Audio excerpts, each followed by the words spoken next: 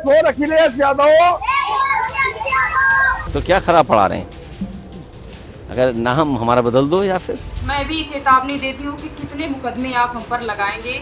हम ऐसे पीडीए पाठशाला निरंतर जारी रखेंगे। अपने बच्चों को, दलित ओबीसी के बच्चों को शिक्षा देते रहेंगे। ए फॉर किसी नाम पढ़े, आर फॉर रमन पढ़े, तो उससे क्या फर्क पड़ता है? तो इन दिनों चर्चा में है पीडीए की पाठशाला। आप सोशल मीडिया जब उठाएंगे या तमाम खबरों के लिए जब न्यूज़पेपर्स को पलटेंगे या टीवी चैनल्स को देखेंगे तो आपको पीडीए पाठशाला जरूर मिल जाएगी। और इस पीडीए पाठशाला को लेकर तमाम समाजवादी नेता, समाजवादी पार्टी के नेता काफी ज्यादा एक्साइटेड, उत्साहित, जोश से भरे दिखाई देते हैं। तो अखिलेश यादव भी मॉनसून सत्र के दौरान जब भी मीडिया से मुखातिब होते हैं तो इसका जिक्र जरूर होता है। सोशल मीडिया पर कई पीडीए पाठशाला चर्चा का विषय भी बनी हुई हैं, जिसमें एक पीडीए की पाठशाला में A for apple, B for ball, C for cat, D for dog नहीं बल्कि कुछ और पढ़ाया जाता है। इन सब के बीच में दो महिला सपा नेता सुर्खियों में आ जाती हैं। एक नेता रचना सिंह गौतम जो खुल करके सरकार को चेतावनी दे जाती हैं, दहाड़ कर बोल जाती हैं कि रोक सको तो रोक लो। मैं भी चेतावनी देती हूँ कि कितने मुकदमे आप हम पर लगाएंगे। हम ऐसे पीडीए पाठशाला निरंतर जारी रखेंगे। अपने बच्चों को, दलित ओबीसी के बच्चों को शिक्षा देते रहेंगे। क्या शिक्षा देना इतना गुनाह है कि हम पर मुकदमा लगा दिया गया? आप लगाइए मुकदमा। वही दूसरी सपा नेता वो है अंजनी सरोज। इन दोनों महिला सपा नेताओं के खिलाफ एफआईआर दर्ज हुई है जी, और इसको लेकर के सोशल मीडिया पर सपाइयों में भयंकर गुस्सा देखने को मिल रहा है। और ये कहा जा रहा है कि सरकार अपनी तानाशाही नीति के जरिए पीडीए की पाठशाला को रोकना चाहती है। कहीं कोई कह रहा है, समाजवादी पार्टी का समर्थक, कि दरअसल ये घबराहट है, सियासी छटपटाहट है कि आप जो चीज़ नहीं कर पा रहे हैं, आप जो है बच्चों को शिक्षा नहीं दे पा रहे हैं, और दूसरी तरफ जब समाजवादी पार्टी इसको आगे बढ़ाने की कोशिश कर रही है तो घबरा गए हैं।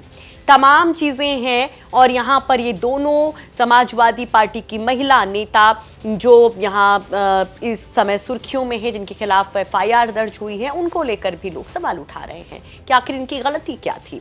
इन दोनों महिला नेताओं ने सरकार की चूल्हे हिलाने वाला बयान दिया। वो आपको बयान जरूर सुनवाएंगे, लेकिन उसके पहले इन दोनों मामलों के बारे में जान लीजिए। रचना सिंह गौतम की बात पहले करते हैं, जो कि कानपुर के बिल्हौर से हैं। रचना सिंह गौतम वहां पर बच्चों को इकट्ठा करती नजर आई। हालांकि वो जो बच्चे थे वो स्कूल ड्रेस में दिखाई दिए, उनके पीछे उनके अभिभावक भी थे, पेरेंट्स भी थे। वहां पर रचना सिंह जो है बच्चों को पीडीए की पाठशाला के बारे में बताती दिखाई दी। रचना सिंह गौतम के बारे में जो जानकारी मिल रही है कि वो अलग अलग गांव में जाकर के पिछले कई दिनों से पीडीए की पाठशाला लगा रही हैं। वो खुल करके ये जो स्कूल मर्जिंग की खबर है, जो फैसला है, उसके खिलाफ बोलती नजर आ रही हैं, और अभिभावकों को भी, बच्चों को भी उसके बारे में बता रही हैं। रचना सिंह के खिलाफ जब एफआईआर दर्ज होती है तो वो बमकती हैं, भड़कती हैं और कहती हैं कि दरअसल वो अच्छा काम कर रही हैं और उसको रोकने की ये साजिश है। वो कहती हैं कि जब समाजवादी पार्टी की सरकार आएगी तो स्कूलों का मर्जर नहीं होगा, नए स्कूल खुलेंगे, क्योंकि शिक्षा का अधिकार सबका है। और उसके बाद जो कुछ वो कहती हैं, जिस तरह से वो भड़कती हैं, फायर होती हैं, आपको सुनवाएं। उसके पहले दूसरे कैरेक्टर से मिल लीजिए। दूसरी महिला सपा की नेता जो चर्चा में है वो है भदोही से अंजनी सरोज। दरअसल भदोही के औराई विकासखंड के सिकंदरा प्राथमिक विद्यालय 50 से कम नामांकित बच्चों के चलते पास के अन्य स्कूल में मर्ज कर दिया गया था। समाजवादी पार्टी से मर्ज हुए स्कूलों के विरोध में पीडीए पाठशाला चलाने के निर्देश कार्यकर्ताओं को दिए गए थे, और इसी में अंजनी सरोज ने सिकंदरा प्राथमिक विद्यालय पहुंचकर कई बच्चों को इकट्ठा कर लिया और वहां पर पीडीए की पाठशाला लगा डाली। इस दौरान बच्चों के हाथ में कुछ बैनर्स और तख्तियां भी नजर आई कि समाजवादी पार्टी जब आएगी तो फिर से स्कूल खुलवाएगी। इस तरह के स्लोगन्स भी बच्चों के हाथों में थमाए गए। सोशल मीडिया पर इन तस्वीरों को वायरल किया गया, इसको लेकर काफी प्रचार प्रसार किया गया, और यहीं पर समाजवादी पार्टी की इन नेता के खिलाफ एक्शन की तैयारी हो गई। इस मामले की जानकारी मिलते ही जिलाधिकारी के निर्देश पर प्रशासनिक अधिकारियों की टीम मौके पर पहुंची, जांच पड़ताल शुरू की, और उसके बाद इस पूरे प्रचार में शामिल सपा नेताओं के खिलाफ एफआईआर दर्ज हो गई, जिसमें अंजनी सरोज भी शामिल होती हैं। अब इन दोनों नेताओं ने क्या कुछ कहा वो आपको बताएं, उसके पहले इन दोनों महिला नेताओं का पॉलिटिकल करियर जान लीजिए। सबसे पहले हम बात करते हैं रचना सिंह गौतम की। कानपुर के बिल्हौर से 2022 का ये विधानसभा चुनाव लड़ी थी। इनके पति का नाम पंकज यादव है, बिल्हौर विधानसभा के आरौल के निवासी हैं।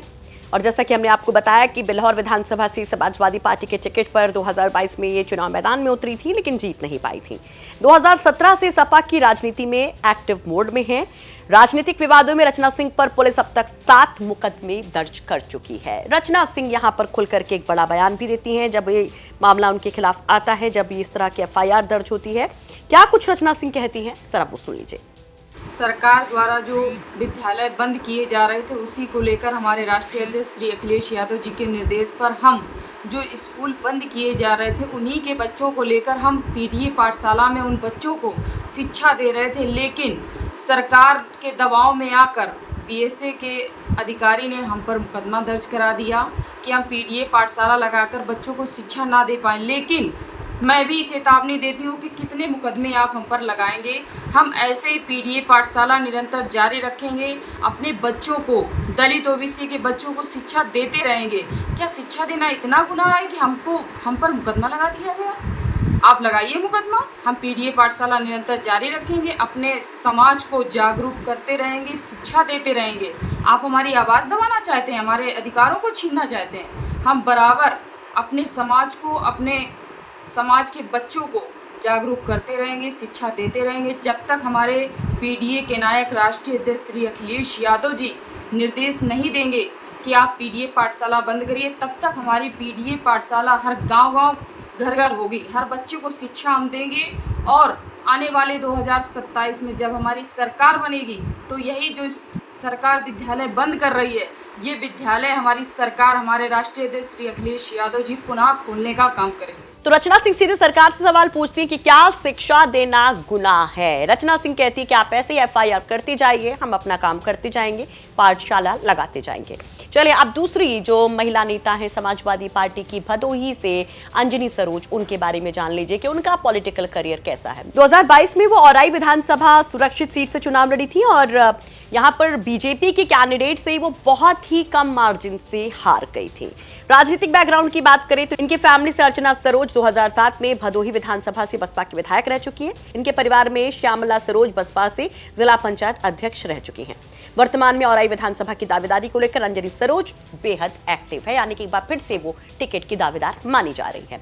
लेकिन जिस तरह से इन दोनों महिला नेताओं के खिलाफ FIR हुई, उस पर अंजनी सरोज का भी बयान सुन लीजिए। रामसभा सिकंदरा के प्राथमिक विद्यालय को बंद किया गया था, उसी के संबंध में सैकड़ों ग्रामीण महिलाएं और सभी लोग वहां के कलेक्ट्रेट पे आए हुए थे और हमें भी सूचना हुआ। आपको पता भी होगा कि बीतीगढ़ मैंने PDA पाठशाला लगाया तो यहाँ के जो भारतीय जनता पार्टी के लोग हैं हमारे ऊपर मुकदमा में दर्ज करा दिए कि आप PDA पाठशाला क्यों वहाँ पे चलाएं। कहीं ना कहीं भाजपा सरकार बच्चों की शिक्षा के लिए शिक्षा को हनन कर रही है और इनकी आवाज़ दबाने की कोशिश कर रही है।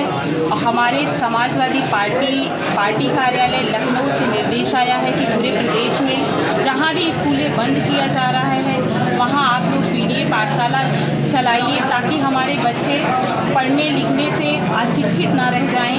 इसीलिए मैंने PDA पाठशाला भी वहाँ पे चलाया था, जो कि बीतेगत अभी पिछले दिनों मेरे खिलाफ FIR भी यहाँ के जो विधायक हैं, विधायक के मिली भगत से हमारे ऊपर FIR किया गया है। लेकिन मैं कहूँगी कि मुझे FIR, मुझे जेल जाने से कोई डर नहीं है। मैं अपने बच्चों की शिक्षा के लिए उनकी आवाज़ को बुलंद करती रहूँगी और उनके हक और अधिकार की लड़ाई लड़ती रहूँगी, हक दिलाते रहूँगी। दोनों ही महिला नेताओं को आपने सुना, लेकिन प्रशासनिक बयान क्या कुछ कहता है, प्रशासन क्या तर्क देता है, चाहे वो कानपुर का प्रशासन हो या फिर भदोही का प्रशासन, जरा वो भी जान लीजिए। खंड शिक्षा अधिकारी बिल्हौर द्वारा कल थाना आरौल पर एक प्रार्थना पत्र दिया गया है जिसमें श्रीमती रचना सिंह गौतम के विरुद्ध कतिपय आरोप अंकित किए गए हैं, जिसमें उनके द्वारा बच्चों के मध्य भ्रम फैलाया जा रहा है कि विद्यालय बंद होने वाले हैं और इसी तरह सोशल मीडिया पर विभाग की छवि धूमिल करने आदि के आरोप अंकित किए गए हैं।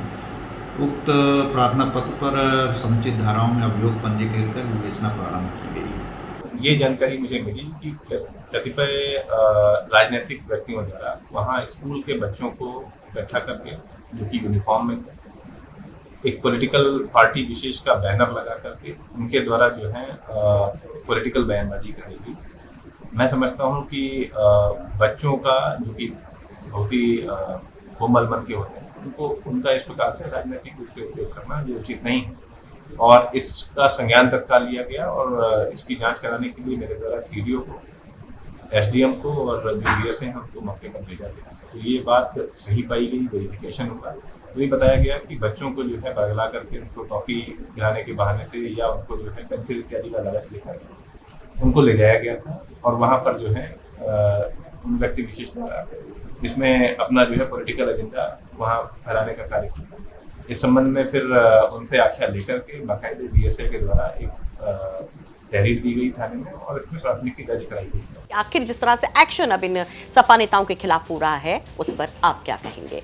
भदोही से महेश के साथ हमारे सहयोगी कानपुर से सिमर, जिन्होंने डिटेल्ड इंफॉर्मेशन ग्राउंड से हम तक आप तक पहुंचाने की कोशिश की है।